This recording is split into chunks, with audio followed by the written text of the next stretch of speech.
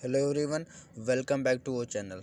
तो फ्रेंड्स, हम आज की इस लेक्चर में बात करने वाले हैं ट्रायंगल क्वाड्रिलेटरल। जो हमारे जो ज्योमेट्री में हमारे जो फार्मूले यूज होते हैं, सर्किल, ट्रायंगल, पैरेललोग्राम, ट्रेपेजियम, या समांतर चतुर्भुज, आयत, क्षेत्रफल, समद्विबाहु त्रिभुज, जो हमारे जितने भी एरिया से रिलेटेड फार्मूले हैं, वॉल्यूम से रिलेटेड फार्मूले हैं, पेरीमीटर से रिलेटेड फार्मूले हैं, डायगोनल से रिलेटेड फार्मूले हैं, पेरीमीटर से फार्मूले हैं, जितने मैं घन है, क्यूब है, स्क्वायर है, या जो हमारे समलम चतुर्भुज है, समांतर चतुर्भुज है, या पैरेललोग्राम है, मैं इंग्लिश टू हिंदी फ्रेंड दोनों को मिक्सअप लिख के चल रहा हूँ, जिससे कि आप अगर इंग्लिश मीडियम के स्टूडेंट्स हैं तो भी आपको समझ में आएगा, अगर आप हिंदी मीडियम के तो भी वीडियो आपके लिए हेल्पफुल हो सकती है।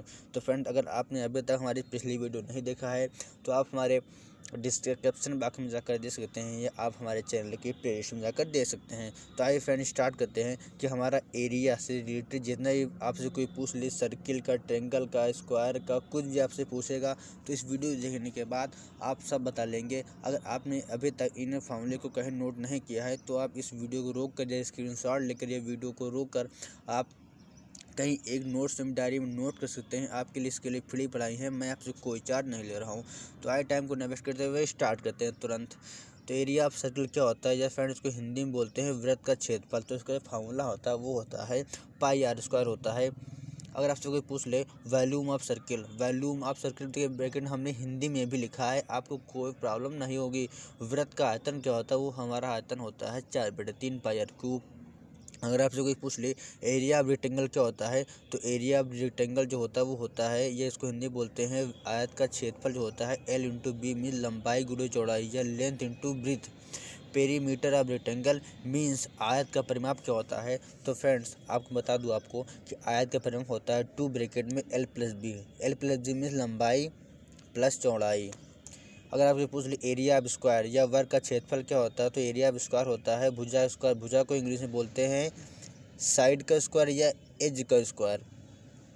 अगर आपको पूछ ले डायगोनल ऑफ स्क्वायर क्या होता है, तो डायगोनल ऑफ स्क्वायर होता है या वर्ग का विकर्ण होता है वो होता है √2 इंटू भुजा, या √2 इंटू साइड। ये देखिए √2 इंटू साइड लिखा हुआ है।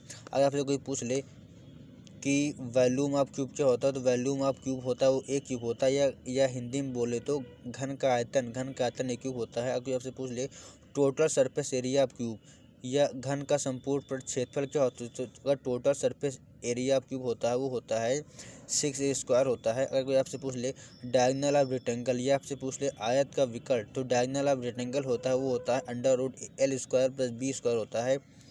चलते हैं नेक्स्ट फार्मूले की ओर। एरिया ऑफ 4 साइड वाल, अगर इस चारों कमरे की दीवारें का अगर हमको क्षेत्रफल निकालना, उसका एरिया निकालना, तो कैसे निकालेंगे, तो उसका फार्मूला यूज करेंगे, वो यह है 2 ब्रैकेट में L+B लंबाई प्लस चौड़ाई, और ब्रैकेट में इंटू में ऊंचाई। और कोई आपसे पूछ ले पेरीमीटर ऑफ स्क्वायर या वर्ग का परिमाप, तो पेरीमीटर ऑफ स्क्वायर फार्मूला होता है वो यह होता है 4 गुणे भुजा, या 4 इंटू साइड होता है। अगर आपसे पूछ ले एरिया ऑफ इक्विलेटरल ट्रायंगल, तो मैं आपको एक और बात बता देता हूँ। इक्विलेटरल ट्रायंगल, जो इक्विलेटरल ट्रायंगल होता है इसको हिंदी में बोलते हैं वो होता है समबाहु त्रिभुज का क्षेत्रफल। हिंदी में बोलते हैं, देखिए लिखा है एरिया ऑफ इक्विलेटरल ट्रायंगल, तो इक्विलेटरल ट्रायंगल को हिंदी में बोलते हैं समबाहु त्रिभुज का क्षेत्रफल। मीन समबाहु जिसके समान भुजाएं हों, जिसके तीनों साइड क्या है, देखिए इक्वल है। अगर देखिए ए इसकी है तो तीनों की साइड इक्वल है। तो अगर कोई आपसे इसका एरिया निकालने का फार्मूला पूछे, तो एरिया ऑफ इक्विलेटरल ट्रायंगल या समबाहु त्रिभुज का क्षेत्रफल फार्मूला होता है वो यह होता है √3/4 भुजा स्क्वायर। या अगर कोई आपसे पूछे इसका height, area of equilateral triangle निकालने का हाइट का फार्मूला क्या होता है, तो हाइट का देखिए √3/2 भुजा होता है। और अगर आपसे पेरीमीटर का फार्मूला पूछ ले, तो पेरीमीटर का होता है 3 इंटू भुजा, या 3 इंटू ए। चलते हैं नेक्स्ट फार्मूले की, नेक्स्ट पेज पे। देखिए हमने यहाँ पे लिख दिया है area of triangle. Area of triangle या त्रिभुज का क्षेत्रफल क्या होता है, इसका फार्मूला यह होता है 1/2 बेस इंटू हाइट, 1/2 आधार गुणे ऊंचाई। पेरीमीटर ऑफ ट्रायंगल इसका जो, या ब्रैकेट में हिंदी में भी लिख दिया है मैंने आपको, त्रिभुज का परिमाप इसका वो होता है 2S बराबर होता है A+G+C।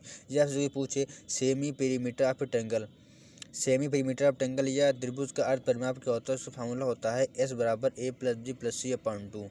चलते हैं नेक्स्ट फार्मूले की ओर। एरिया ऑफ आइसोलियस, जो हिंदी बोलते हैं समद्विबाहु त्रिभुज का क्षेत्रफल। तो समद्विबाहु त्रिभुज क्षेत्रफल जो होता है वो होता है 1/2 ए स्क्वायर होता है, 1/2 ए स्क्वायर होता है।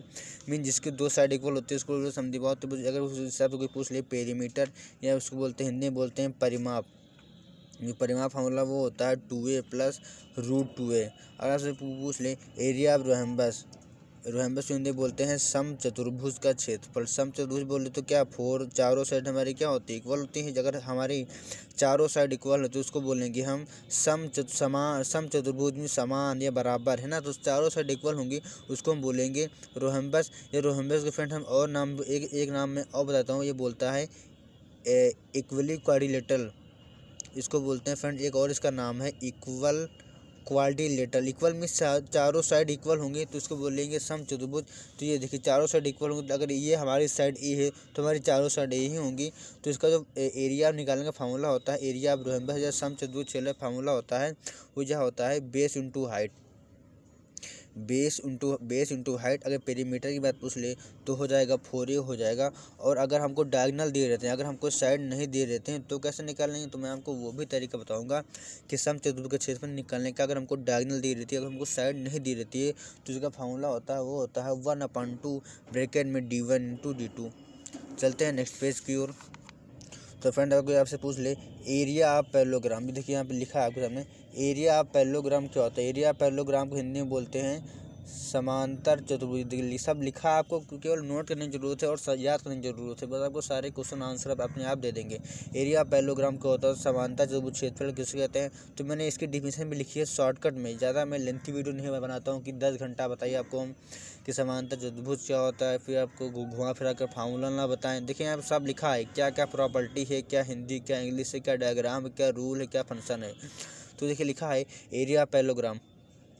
तो एरिया पैरेललोग्राम जो होता है वो होता है समांतर चतुर्भुज बोलते हैं। समांतर बोले तो आमने सामने की साइड इक्वल होंगे। क्या लिखा है, अपोजिट साइड आर इक्वल। तो अपोजिट में इसका अपोजिट क्या होगा, ये होगा। AD का अपोजिट क्या होगा, BC होगा। और AB का अपोजिट क्या होगा, DC होगा। तो समांतर चतुर्भुज में अपोजिट साइड आर इक्वल होती हैं। अगर आपसे कोई इसका पूछे फार्मूला क्या होता है तो एरिया पैरेललोग्राम, तो एरिया पैरेललोग्राम का जो फार्मूला होता है वो होता है 2 ब्रैकेट में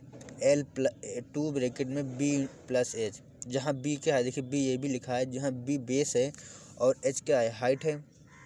जहाँ B बेस है और H हाइट है। चलते हैं कुछ अलग फार्मूले की ओर। एरिया ऑफ ट्रेपेजम, देखिए हिंदी में इंग्लिश में ट्रेपेजम बोलते हैं, हिंदी में बोलते हैं समलम चतुर्भुज का क्षेत्रफल। जिसके क्या होते हैं समलम, ट्रेपेजम समलम बोलते हैं, जिसका मतलब होता है जिसकी दो भुजाएं समांतर हो। मीन देखिए AB समांतर है DC के और समांतर है। तो फ्रेंड आपको ये जानना होगा, हमारी प्रॉपर्टी है ज्योमेट्री में, अगर समांतर होती हैं तो ये दोनों इक्वल भी होती है। तो हम ये भी कह सकते हैं कि AB इक्वल है DC के या AB पैरेलल है DC के। तो कोई आपसे पूछ ले एरिया ऑफ ट्रेपेजम क्या होता है, तो जिसकी दो भुजाएं समांतर होती हैं, देखिए AB पैरेलल DC के है और AD पैरेलल है BC के। तो इसका फार्मूला होता है एरिया ऑफ ट्रेपेजम को क्या होता है 1/2 गुणे समांतर भुजाओं का योग। समांतर भुजाओं का योग मीन्स AB + CD, ये देखिए AB + CD और गुणे उनके बीच की दूरी या ब्रैकेट में H ले लीजिए। उनके बीच की जो दूरी होती है, ये जो परपेंडिकुलर जो H डालते हैं ये इंटू में मल्टीप्लाई कर देना है। तो इस वीडियो में फ्रेंड्स आज वीडियो में इतना, मिलते हैं नेक्स्ट वीडियो में। अगर आपको फ्रेंड वीडियो अच्छी लगी तो आप दोस्तों से जरूर शेयर कीजिए और चैनल को सब्सक्राइब कीजिए। Thanks so much.